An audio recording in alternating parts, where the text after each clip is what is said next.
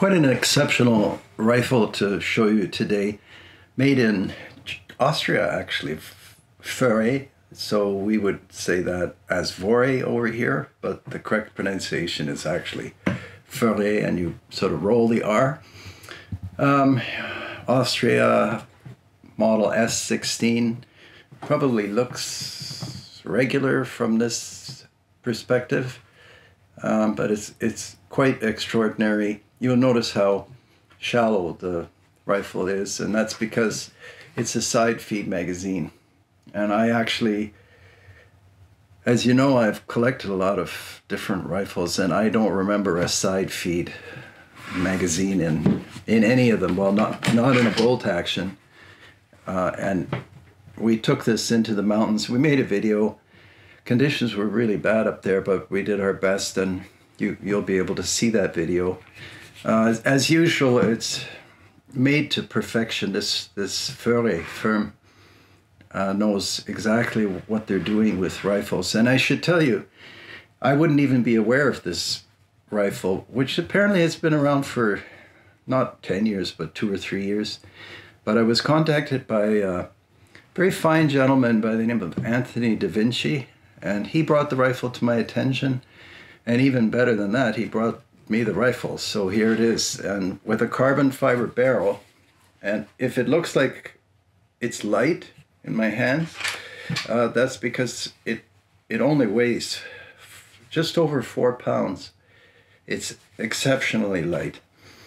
And I could have a 223 or a 222, but I selected the 300 Blackout, which, since it came out actually in its original form, which was the 300 Whisper, remains one of my favorite cartridges. There's nothing that isn't familiar to you if you own a bolt-action rifle.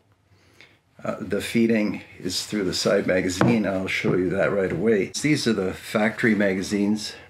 As I said, quite well made. But I thought I would see what other magazines I have that fit, and of course this is the ultimate convenience. These stand eggs fit, but if you stuck with the factory ones, which have, you know, they're all polymer, which is not unusual these days, so they work great. And then the button release is here because it has to be, if you know how these magazines work. So that's all convenient. And then if you decided to go with the stand eggs, they look a little different. I think they look fine. And then the release where you would expect them to be, and that's fine. And my rifle came with two magazines, which is always nice. I don't know why I'm putting this one in, but there it is. So you can see the whole rig is very well thought out. I truly think that this side magazine, this craggishness, if you know the crag, is a good feature.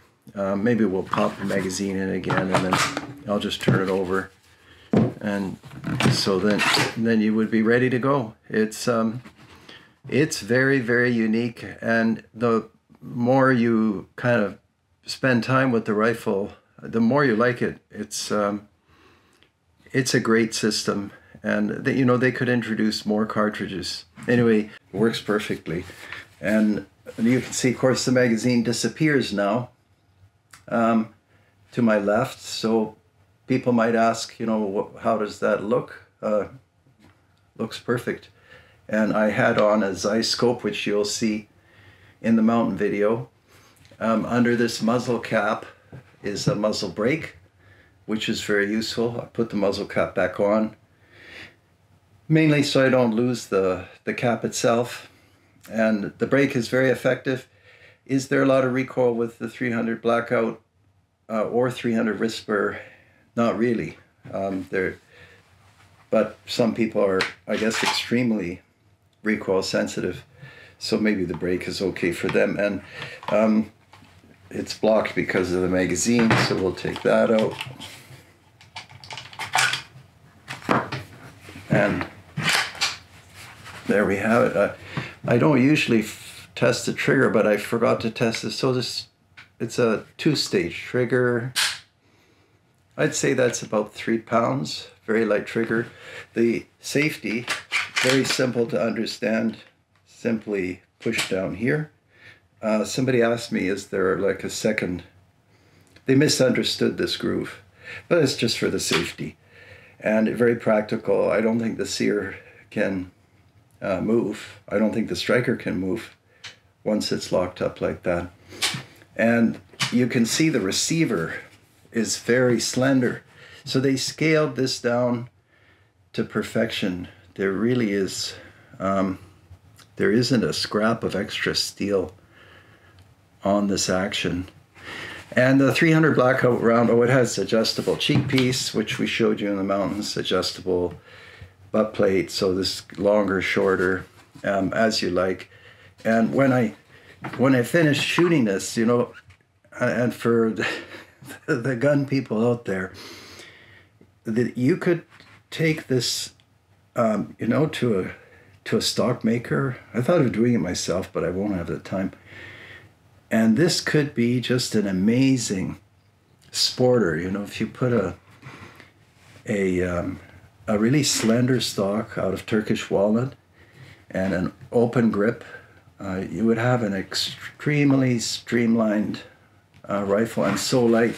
That carbon barrel, very light. So, of course, immediately I compared it to my other light rifle, which is this Kimber Adirondack. I think we made a video about this, maybe even more than one. And I have that odd scope on there, but odd for this rifle. The scope you probably recognize, but it's about perfect. But this is, it sounds funny to say it, but this is much heavier rifle and has a very short barrel. I think that's like 16 inches, something like that. Also, you know, threaded muzzle. People like that these days. So, I mean, of the two, which do I prefer and which is more accurate? Well, I didn't show you the third rifle. All three are very accurate. I prefer the VOERE just because it's so unique with that side feed magazine. That's something else. I should probably take the bolt out, but I actually wanted to show you the rounds because I learned something. Well, this is the 220 grain Swiss ammunition round. That's my favorite cartridge for this particular rifle. And why? Well, you know, of course, there's this, you know, every firearm makes noise, but past that, that big 220 grain bullet is just, I can imagine out at 200 or 300 yards where it's still a significant projectile. I mean, it's just traveling like an owl, so silent and long. And we did some penetration tests. Some of them we didn't show on film, just exceptional. Then next to the Swiss round, that's the Remington 220. That's the 300 Hornady Whisper. Then just for comparison, I put the 223, 222, and this VOERE is available in 223 and I think 222. Oh, this is 300 Blackout, supplied by a friend of mine with 150 grain round nose bullets. That's really pleasant shooting. And then these two I put next to one another because it's something useful for you to know. This is the Whisper. This is the Blackout, both by Hornady. And you can see by these boxes that the labels, so some are, I can't see what you see, but some are Whispers, some are Blackouts, and some are Whispers and Blackouts. And what I learned is this. These rifles, from time to time, if you use a Whisper round in a Blackout rifle, you'll get a light primer strike, and you'll think there's something wrong with your rifle. The reason for that is that the shoulder, see, the Blackout and the Whisper, they headspace on the shoulder, which is what you call, I mean, it's a scant, very scant shoulder. So even a slight variance in the brass, and depending on how the chamber is cut, I would say the finer the chamber is cut, the more likely it is that you may have light primer strikes, because the cartridge can move just that slight amount forward. And actually that round right there that is glued to the glass, if we broke it off, that has several primer indentations. They're all in the same spot, but I tried a few times to get the round to fire in different 300 blackouts, and the round never fired because it was always moving forward as the firing pin hit the primer. So just something to know. And this, of course, is the, like I said, that's the blackout, and that seems to work. I don't have a rifle that's marked 300 Whisper, so I couldn't really test it, but I thought that's worth sharing with you.